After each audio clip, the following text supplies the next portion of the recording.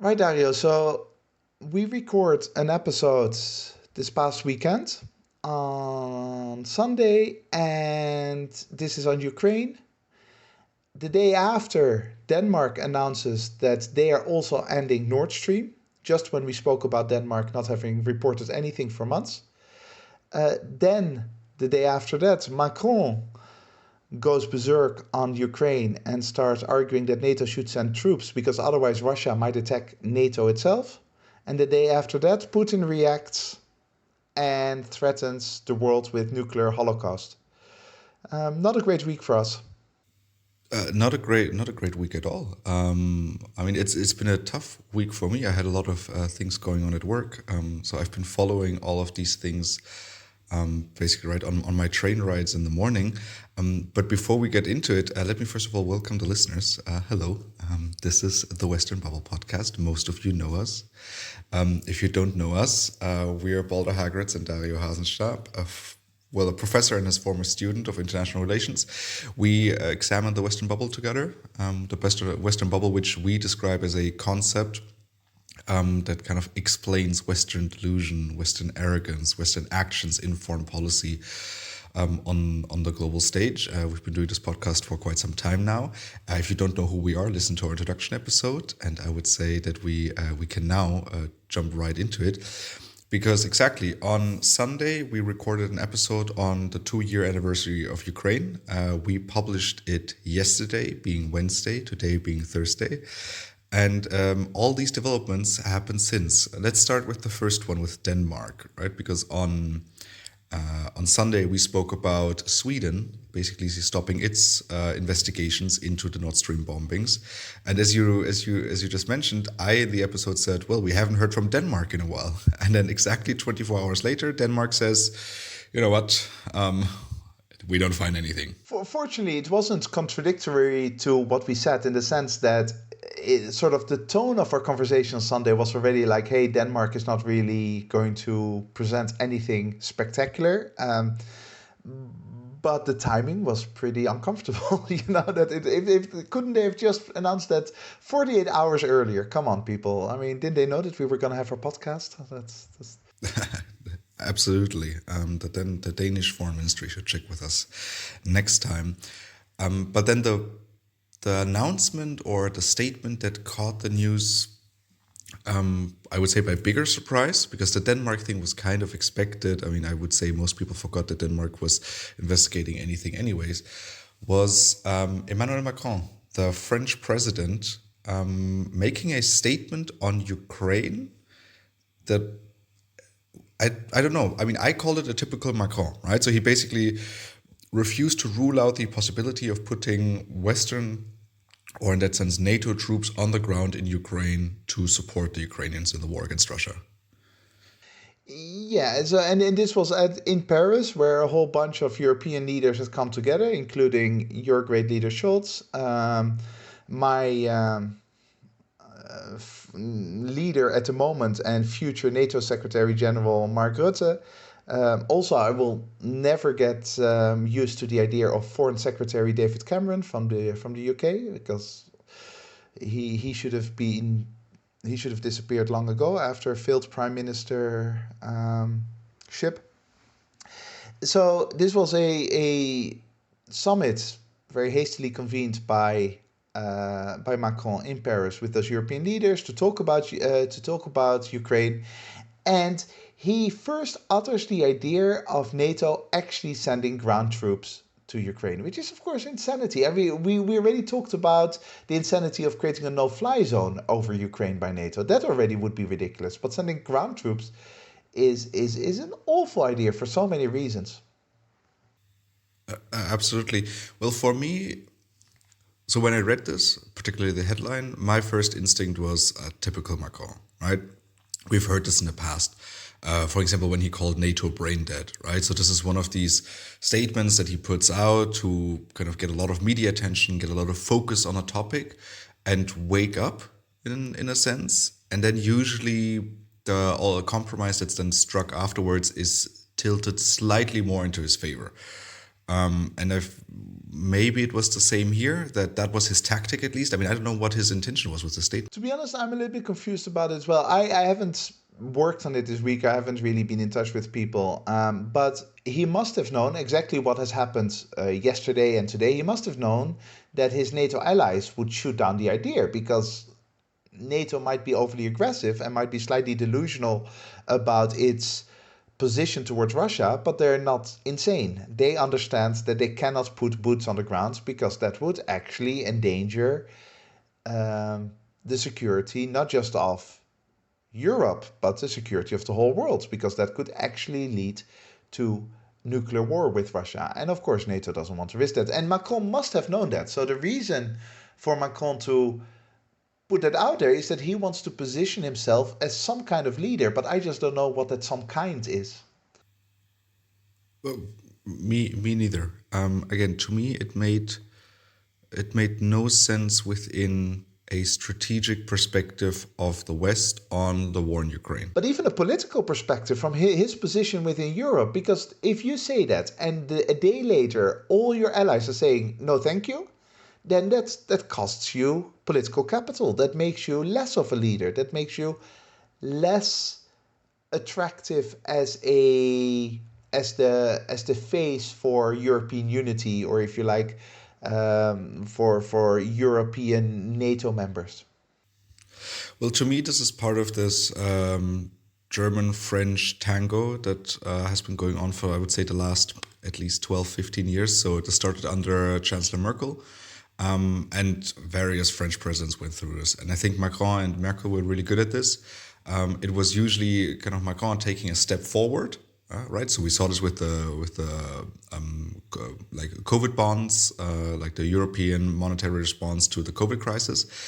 So he kind of put out a statement: "Oh, we want to commit X sum to saving Europe." And then everyone immediately responds with, "No, that's unlikely, that's unlikely." But because that step has been taken basically forward, now the Germans kind of need to take a little step back, right? And then that tango happens and you find some form of compromise that's closer to Macron. And to be honest, here we saw the same, right? I mean, so Macron took a step forward, Scholz took a step back saying, "No, we're not going to send ground troops to Ukraine." And now kind of they issued a statement saying, "Well, there is more support and we will actually send a bit more money." Yeah. So then the idea is that Macron puts the bar so high, impossibly high, that everyone knows he's not gonna reach. But at least it pushes forward the agenda a bit. Maybe, but I would argue that Macron actually suffered reputationally because of that. And that's the thing that I can't fathom. Because it's one thing to say, hey, we should spend 100 million on Ukraine, and the Germans say, no, only 10 million, and then you get to, 20 million or something like that. Okay, fine. Then you would think of Macron as slightly overly ambitious. But here he just looked foolish, and that seems like a price that he shouldn't be paying. Even if this is the tactic, if it's this 1-2 with Germany, especially because he didn't even. It's not just that he said we have to send troops to Ukraine, but he said if things go wrong in Ukraine, then NATO is going to be listed on Putin's targets. NATO is going to be next on Putin's target list. Essentially, he suggested that Russia would actually start attacking NATO members. And I'm sorry, but any first year student of international relations knows that that's just not going to happen. Absolutely, and the reaction, right? You already teased about that a little bit when we started the episode. Was Vladimir Putin kind of addressing almost in like a State of the Union type of speech? Is right. So Russia, but also particularly the world, because he knew the world was watching, and he warned Western countries that they are risking to provoke a nuclear war if they send troops to fight in Ukraine. Yeah, this is, by the way, not the first time that he's done something like that, right? Right after the invasion of Ukraine, he also had a few statements that that went in that direction. Like, hey, NATO, be careful, don't become too involved, because if you become too involved, we'll see you as basically the enemy. We will start targeting you as well. But this was a much more explicit pronouncement, and to be honest, one that kind of makes sense as a reaction to what Macron said, right? Imagine imagine it being anything else, anything in the other direction. Imagine that Putin said we are actually going to use Russian soldiers to fight a NATO member. Then NATO would straight away say, the moment you do that, you're at war with us. So it wasn't Putin being necessarily overly aggressive. It was just him pointing out the obvious, and that's exactly the reason why NATO members know that this is a no go. Absolutely. One of the things that caught my attention is because this nuclear topic has basically been off the table for, I would say, at least a year or a year and a half now. Because I mean, right, there were talks that a year and a half ago we came pretty close to one of those nuclear misunderstandings, right? And then pretty high-ranking military officials sat down from on the Russian and the United States side and basically said, okay, let's take the nuclear talk off the table, because from one day to another, suddenly all the nuclear words were basically being taken out of everyone's public communication, and this is the first time that Putin has kind of spoken about this again, obviously in response to almost right. I mean, Macron basically, bringing up the nuclear threat himself, right? Because putting NATO troops on the ground, to me, is basically the same as threatening Russia with a nuclear weapon. But I wonder if this is kind of the result. I mean, you might be right, right? I have sympathy for your analysis, that this was some kind of tactic between, because we do know that Paris and Berlin like to play these games. And there might be some kind of tactic. It also reminded me of this idea where, often people in negotiations think that they should wait for the other person to start a negotiation. Like you and I want to sell you a car. I have to wait for you to offer me something. But actually, if I put the price very high, then you have to adjust to my high bidding, and that's like a known tactic. So I have sympathy for your analysis like that. Macron just said it impossibly high, and that at least allowed things to move forward a bit. Fine. But I also wonder if there's another element here, which is that Macron and others are actually becoming increasingly delusional about all of this, because they've been so long beating these drums. They've been so long part of this pro-Ukraine narrative that they are losing sight of what NATO is actually doing. And there's always been a certain, let's say, delusion within NATO about NATO just being a force for peace and good in the world, and Russia just being the bad guys that need to be contained. But Macron used to be the person who said NATO is brain dead. When was it? In 2017 or whenever he said? And it sounds now that he's gone completely in the other direction. So maybe, leaders are also human beings. Maybe that he's just gone into a very dark tunnel. Into a very dark tunnel, or into the realization that he only has a few more years as president, right? I mean, for me, this is from a German perspective, where there's no term limits on the chancellor. You can be chancellor as long as you are elected. It becomes easy to get a place in history, right? And I think that at least I always felt this with American presidents, but I mean with French presidents, right? They have this term as well, that it might be similar, right? Macron started his presidency about 6 years ago, right? So that the first one, with such high expectations, and he always came short of them. That I think on a foreign policy level, which he has a lot more power and influence over, he might want to position himself basically in the history books as the savior of Ukraine ultimately, because for him, right, if Joe Biden can step up, Scholz won't step up, so it has to be obviously France. Yeah, no, that's valid. It's also that would fit into this picture of the last couple of months, where European leaders, as well as the United States, have started to panic a little bit about Ukraine. The general public doesn't care enough anymore in NATO countries about Ukraine to panic, but the leadership has been panicking because it's looking relatively bleak. At least it's clear that Russia is going to get gains out of this war. Whatever, it seems very unlikely that Russia will be pushed back to anything pre-invasion levels, let alone Crimea or anything like that. So any negotiations in the future, as we discussed in the previous episode, will give something to Putin. And leaders are panicked about that. Maybe Macron doesn't want to go down as the leader who allowed this to happen, right? Who doesn't want to be known in the history books as the European leader that let Ukraine down? That's very possible. So to kind of bring this episode to an end, but also to give some form of an outlook. I mean, so Macron said, let's place some NATO troops in Ukraine. The rest of NATO and Europe said, no, you're crazy. Putin threatened Macron with a nuclear escalation. I'm pretty sure that now everyone is going to go back to not caring, right? So I think the European leaders are going to drop it. Everyone has made their statement. I think Putin played it strong, right? But he has no interest in escalating this any further. His interest is in continuing succeeding on the battlefield as he is as of now. I would say that's it, right?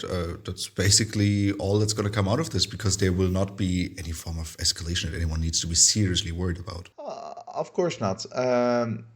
And despite how the media sometimes portrays him, Putin is not about to press the nuclear button, and NATO is very clear about this. So you're absolutely right. There's not going to be any further escalation in that regard. I would hope, as sort of final thoughts, if you like, on this, that NATO itself, or people watching NATO at the moment, start scratching their heads a little bit and start thinking, hang on, isn't NATO here to keep us actually safe? I mean, if they have any legitimacy, it's to keep NATO members safe, militarily speaking. And the moment that we start talking about these kinds of insane ideas about NATO actually putting troops on the ground in Ukraine, then NATO is no longer fulfilling the role of keeping us safe, because that would actually endanger Europe, that would endanger North America.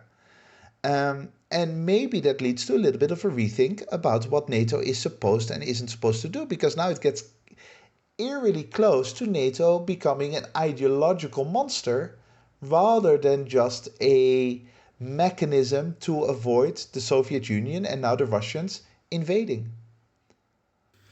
Absolutely. And I think that's a great moment to end, right? This little extra episode, just as an update to our regular episode from basically yesterday or 2 days ago. If you have any questions, comments, or regards, right, send them to us, particularly maybe from our French audience. We know you're there. We love you very much. Maybe you have some take on Emmanuel Macron and what his motives are, right? On what is driving him.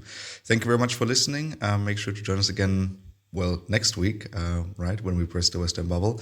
That's it from my side, Balder. This time there's no quote. Let's just say goodbye.